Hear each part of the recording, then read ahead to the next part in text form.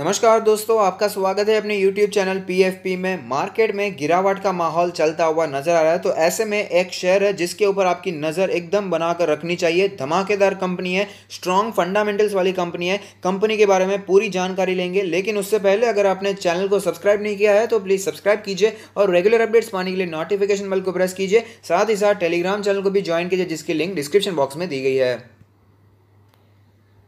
तो आप देख सकते हैं कंपनी का नाम आपके सामने है पॉलीकैब इंडिया, लेकिन नाम सुनकर चले नहीं जाना है। अगर नाम सुनकर चले जाएंगे तो आधी इन्फॉर्मेशन लेकर चले जाएंगे और आधी इन्फॉर्मेशन काफ़ी ज़्यादा खतरनाक हो सकती है। यहाँ पर कंपनी के फंडामेंटल्स को समझेंगे और कौन से लेवल पर बाय करना चाहिए इसके बारे में भी बात करेंगे। तो यहाँ पर कंपनी के बारे में बात करें तो कंपनी कामकाज करती है FMEG सेक्टर में, यानी कि फास्ट मूविंग इलेक्ट्रिकल गुड्स में। Electrical solutions for modern homes हमें यहाँ पर दिखाई देता है। Cables and wires, switches, fan, साथ ही साथ lighting and luminaires, appliances, switch gears, solar pumps, UPVC conduits and fittings, EPC। अगर बात करें कंपनी के बारे में तो पॉलीकैब एक India's leading manufacturer of cables and wires हमें दिखाई देता है and allied products such as UPVC conduits and lugs and glands. यहाँ पर हमें अलग अलग रेंज दिखाई देती है केबल्स और वायर्स में। स्पेशली पॉलीकैब ज़्यादातर कामकाज करता है केबल्स और वायर्स में। और यहाँ पर जो दूसरे हमने जो नाम लिए उसके बाद यहाँ पर हमें थोड़ा मोटा शुरू करता हुआ नजर आता है, लेकिन मेन जो कामकाज हम करेंगे तो यहाँ पर केबल्स और वायर्स में दिखाई देते हैं। और रेंज ऑफ केबल्स और वायर्स दिखाई देती है फॉर प्रैक्टिकली एवरी एप्लीकेशन, यानी कि वायर्स और केबल से जो भी यूज हो सकता है एवरी एप्लीकेशन के लिए, प्रैक्टिकली एवरी एप्लीकेशन के लिए यहाँ पर ये वायर्स और केबल्स का निर्माण करती है, उसका सेलिंग करती है।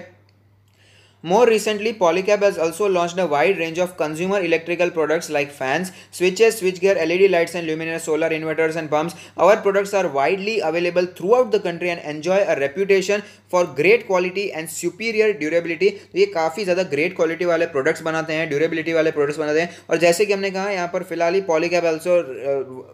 Polycab has also launched a wide range of consumer electrical products like fans, switches, switchgear। तो जैसे कि मैंने कहा इसका मेन कामकाज केबल्स और वायर्स में दिखाई देता है, लेकिन यहाँ पर फिलहाल ही इसने अलग अलग कंज्यूमर इलेक्ट्रिकल प्रोडक्ट्स में भी कामकाज शुरू किया है, जैसे कि फैंस है, स्विचेस हो गए, स्विच गियर है, LED लाइट्स है, ल्यूमिनर्स है, सोलर इन्वर्टर्स है, पंप्स है। तो ये काफ़ी ज़्यादा अच्छा कामकाज करने वाली कंपनी है। इसके फंडामेंटल्स पर भी नज़र डाल देते हैं। तो आप देख सकते हैं पॉलीकैब इंडिया एक मिड कैप कंपनी जिसका मार्केट कैप 12,000 करोड़ के आसपास का है। लास्ट ट्रेडेड प्राइस है 827 रुपीज़, जो कि हमें 1.5% ऊपर दिखाई दिया है। अगर बात करें यहाँ पर रिटर्न्स के प्रोफाइल के बारे में तो 1 वीक में स्टॉक 9% नीचे आता हुआ नजर आता है। 1 मंथ के बारे में बात करें तो 10% करेक्टेड प्राइस है। 1 ईयर के बारे में बात करें तो 20% के पॉजिटिव रिटर्न्स दिखाई दे रहे हैं। 5 ईयर्स के बारे में बात करें तो इतनी ज़्यादा पुरानी लिस्टिंग नहीं है। अप्रैल 2019 में लिस्टिंग हुई थी। 26.29% के पॉजिटिव रिटर्न्स हमें यहाँ पर दिखाई देते हैं। अगर बात करें की मैट्रिक्स के बारे में तो आप देख पाएंगे पी रेशियो है 15.8, जबकि सेक्टर का पी 26.16 दिखाई देता है, यानी कि सेक्टर के मुकाबले सस्ता दिखाई देता है पी रेशियो के मामले में। लेकिन अगर बात करें प्राइस टू बुक रेशियो की तो वो है 3.19, जबकि सेक्टर का प्राइस टू बुक है 2.67। तो यहाँ पर सेक्टर के मुकाबले प्राइस टू बुक रेशियो में ये महंगा दिखाई देता है। डिविडेंड यील्ड है 0.84%, जबकि सेक्टर का डिविडेंड है 1.47%। यहाँ पर हमने कंपनी के प्रोफाइल के बारे में तो बात कर ली है। फाइनेंशियल ट्रेंड के बारे में बात करें तो आप देख पाएंगे धमाकेदार फाइनेंशियल ट्रेंड दिखाई दे रहा है। फाइनेंशियल ट्रेंड ऊपर जाता हुआ ही नजर आ रहा है। आप देख पाएंगे रेवेन्यू लगातार बढ़ती जा रही है। और अगर बात करें प्रॉफिट के बारे में तो वहाँ पर भी हमें लगातार यहाँ पर बढ़ोतरी देखने को मिल रही है। यहाँ पर कुछ फाइनेंशियल स्टेटमेंट्स भी देख लेते हैं। यहाँ पर अगर फाइनेंशियल स्टेटमेंट्स की बात करें तो आप देख पाएंगे इंडस्ट्री की रेवेन्यू ग्रोथ है 7.69% के आसपास, जबकि पॉलीकैब की है 13.62%। मार्केट शेयर पिछले 5 सालों में बढ़ चुका है, 15.56% से बढ़कर हो चुका है 22.63%, जो कि एक अच्छी बात है। इंडस्ट्री की नेट इनकम का एवरेज है 19.55%, जबकि पॉलीकैब का है 35.81%। अगर यहाँ पर ग्रोथ व्यू पर अलग अलग फाइनेंशियल ईयर्स को हम कंपेयर करेंगे तो हमें पता चलेगा कितना ज़्यादा ग्रोथ हमें यहाँ पर देखने को मिल रहा है। ज़्यादा गिरावट कभी देखने को मिली नहीं, एक्चुअली कभी गिरावट ही यहाँ पर देखने को मिल नहीं रही है। टोटल रेवेन्यू हो, एबिटा हो, पीबीआईटी हो, पीबीटी हो या नेट इनकम हो, यहाँ पर प्रीवियस ईयर के मुकाबले अच्छा परफॉर्मेंस कंपनी हमें देती हुई नजर आती है, जो कि काफी ज्यादा अच्छी बात है। अगर इसे हम कंपेयर करें यहाँ पर पीयर कंपनीज के साथ तो आप देख पाएंगे हैवेल्स इंडिया, वी-गार्ड इंडस्ट्री और साथ ही साथ ग्रेफाइट इंडिया दिखाई देता है। हालांकि ग्रेफाइट इंडिया का कामकाज बहुत ही ज़्यादा डिफरेंट है, तो इसे हम यहाँ पर कंसिडर नहीं करने वाले। लेकिन Havells India wires and cables में कामकाज करती है, साथ ही साथ फैंस बनाती है और यही सब इलेक्ट्रिकल कंपोनेंट्स बनाती है। और वी-गार्ड इंडस्ट्री भी हमें यहाँ पर इलेक्ट्रिकल कंपोनेंट्स बनाने में कामकाज आती है। तो आप देख पाएंगे हैवेल्स इंडिया का पी रेशियो है 57.4 और वी-गार्ड का है 38.39। तो ये दोनों के मुकाबले पॉलीकैब का पी रेशियो काफ़ी ज़्यादा कम दिखाई दे रहा है, और ऐसा बिल्कुल भी नहीं है कि परफॉर्मेंस हमें यहाँ पर कम दिखाई देता है, कंपनी अच्छा परफॉर्म करे उसके बावजूद पी रेशियो यहाँ पर कम दिखाई देता है, तो यहाँ पर चांसेस ज़्यादा बढ़ जाते हैं कि यहाँ पर हमें वैल्यू अनलॉकिंग आगे आने वाले समय में दिखाई दे सकती है। और अगर बात करें यहाँ पर प्राइस टू बुक रेशियो के बारे में तो वो है 9.79 हैवेल्स इंडिया की, और अगर बात करें वी-गार्ड इंडस्ट्री की तो 7.2 का यहाँ पर प्राइस टू बुक रेशियो दिखाई देता है, जिसके मुकाबले काफ़ी ज़्यादा सस्ता प्राइस टू बुक रेशियो हमें पॉलीकैब इंडिया का दिखाई देता है। तो यहाँ पर हम कह सकते हैं कि वैल्यू इन्वेस्टिंग भी थोड़ा बहुत यहाँ पर समझा जा सकता है, क्योंकि पीयर के मुकाबले अगर ये स्टॉक आपको सस्ता मिल रहा है और कंपनी अच्छा भी परफॉर्म कर रही है, यहाँ पर हमने देखा फाइनेंशियल ट्रेंड भी काफ़ी ऊपर है, और यहाँ पर जो कंपनी के प्रोडक्ट्स है वो भी काफ़ी ज़्यादा अच्छे हैं, और इनकी जो रीच है वो भी काफ़ी अच्छी है, साथ ही साथ यहाँ पर इनका जो ब्रांड नेम है वो भी काफ़ी स्ट्रांग यहाँ पर दिखाई देता है। तो वो हिसाब से हम कह सकते हैं कि ज़्यादा हमें यहाँ पर ओवर वैल्यूएशन तो एटलीस्ट दिखाई नहीं दे रहा है, फेयर वैल्यूड या अंडर वैल्यूड हम इसे कह सकते हैं। वैल्यूएशन फेयरली वैल्यूड है या नहीं है, ओवर वैल्यूड है, अंडर वैल्यूड है, उसमें यहाँ पर हमारे मतभेद हो सकते हैं, लेकिन शेयर होल्डिंग पैटर्न तो सबके लिए सेम ही रहने वाला है। तो यहाँ पर टोटल प्रमोटर होल्डिंग की बात करें तो आप देख पाएंगे यहाँ पर टोटल प्रमोटर होल्डिंग 68.55 है, जिसमें से बिल्कुल भी यहाँ पर हमें प्लेज दिखाई नहीं देता, जो कि बहुत ही अच्छी बात है। नेक्स्ट है म्यूचुअल फंड, यहाँ पर 2.58% का यहाँ पर होल्डिंग लेकर रखा है। DIIs काफ़ी इंटरेस्टेड है, 12.9% का इन्वेस्टमेंट किया है। FII के बारे में बात करें तो 4.51% का इन्वेस्टमेंट है। अदर पार्टीज यानी कि हमारे आप जैसे लोगों ने भी यहाँ पर 14.02% का स्टेक लेकर रखा है। कुछ और बेसिस पर भी इसे फंडामेंटली एनालाइज कर लेते हैं तो आप देख पाएंगे ऑपरेटिंग मार्जिन का परसेंटेज है 12.08 जो कि पिछले साल से इंप्रूव हुआ है। नेट प्रॉफिट मार्जिन है 8.75 जो कि पिछले साल से इंप्रूव हुआ है, अच्छी बात है। अगर बात करें यहाँ पर रिटर्न रेशियोज के बारे में तो आप देख पाएंगे ROE हमें यहाँ पर 19.78 दिखाई देता है, जो कि पिछले साल से इंप्रूवमेंट दिखा रहा है, अच्छी बात है।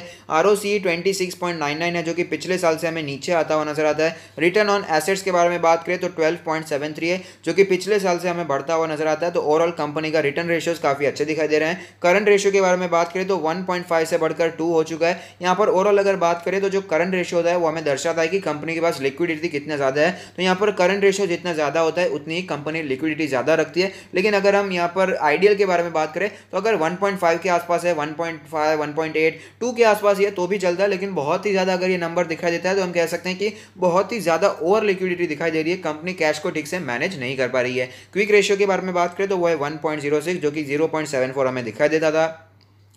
लेवरेज रेशियो के बारे में बात करें तो आप देख पाएंगे डेट टू इक्विटी रेशियो है 0.03। यहाँ पर पहले भी कुछ ज़्यादा डेट नहीं था लेकिन उसे भी कम किया गया है, जो कि बहुत ही अच्छी बात है। इंटरेस्ट कवरेज रेशियो 21.54 है, जो कि 7.5 था, यहाँ पर बढ़ता हुआ नजर आ रहा है, अच्छी बात है।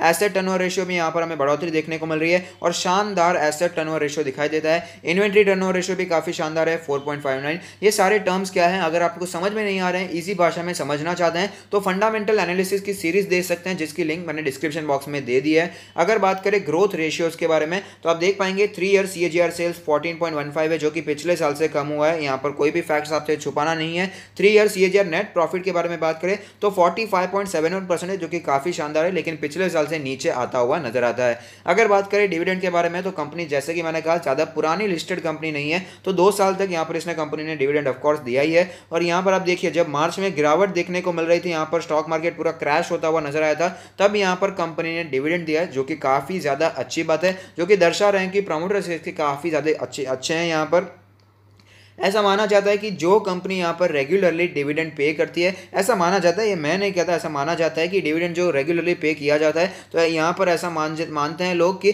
उसके जो प्रमोटर्स है काफ़ी नेक दिल है, जो कि यहाँ पर हमें डिविडेंड के तौर पर कुछ इनकम हमें दे रहे हैं, जो कि प्रमोटर की यहाँ पर अच्छा ही यहाँ बताते हैं। तो यहाँ पर डिविडेंड के बारे में तो बात कर ली है, लेकिन यहाँ पर बोनस और स्प्लिट यहाँ पर नहीं हुआ है, क्योंकि न्यूली लिस्टेड कंपनी है और इसका जो यहाँ पर फेस वैल्यू चल रहा है वो 10 रुपीज़ पर इक्विटी शेयर का चल रहा है।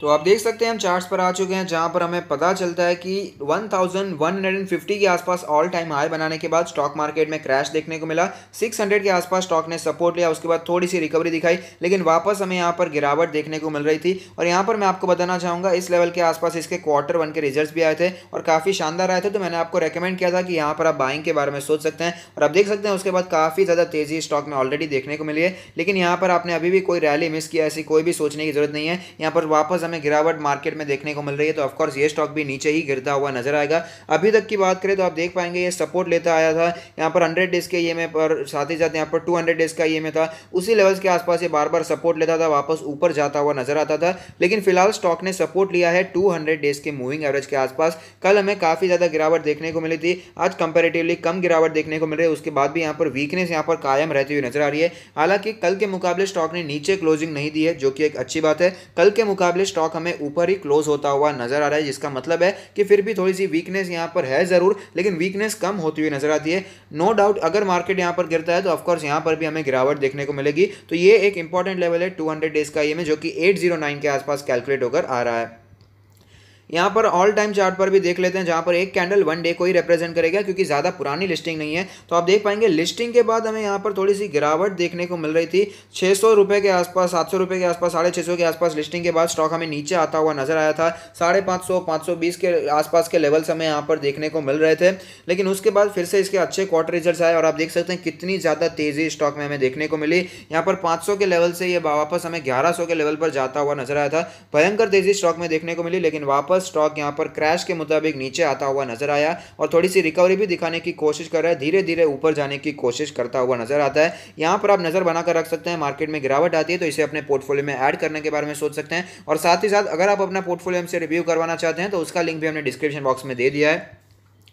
तो अब बात करें कौन से लेवल पर लेना चाहिए, तो जैसे कि मैंने कहा ये एक इंपॉर्टेंट लेवल है 200 डेज का ईएमए। अगर ये लेवल टूट जाता है, डिसाइसिवली टूट जाता है, तो हमें और भी गिरावट देखने को मिल सकती है। तो जो 800 का लेवल है काफ़ी इंपॉर्टेंट लेवल है, अगर ये लेवल टूटता है तो और भी गिरावट देखने को मिल सकती है। तो मेरा मानना है जो एग्रेसिव इन्वेस्टर्स हैं, एक्टिव इन्वेस्टर्स हैं, वो 750 से करके 770 पर नज़र बनाकर रख सकते हैं और यहाँ पर बाइंग के बारे में सोच सकते हैं। अगर आपको स्टॉक कहीं पर भी इस लेवल के आसपास नजर आता है तो वहाँ पर बाय करने के बारे में सोचा जा सकता है। लेकिन जो वेट करना चाहते हैं, जो कंजर्वेटिव इन्वेस्टर्स होते हैं, उनके लिए जो मैं लेवल्स यहां पर रेकमेंड करूंगा, अब देख पाएंगे 700 के आसपास स्टॉक ने सपोर्ट लिया था। तो मेरा मानना है अगर आपको स्टॉक 700 एंड बिलो यहां पर मिलता है तो आप यहां पर लॉन्ग टर्म के लिए बाइंग इनिशिएट करने के बारे में सोच सकते हैं। ये मेरी एनालिसिस थी। अगर आपको ये पसंद नहीं आती है तो कोई बात नहीं, अपने हिसाब से आप एनालिसिस कर सकते हैं। अगर आपको ये स्टॉक पसंद आता है, वीडियो पसंद आता है, तो लाइक जरूर कीजिएगा, शेयर कीजिए और मुझे मोटिवेट कीजिए कि मैं आपके लिए ऐसे ही धमाकेदार वीडियोस आगे भी बनाते रहूं। Thank you, stay happy, happy investing.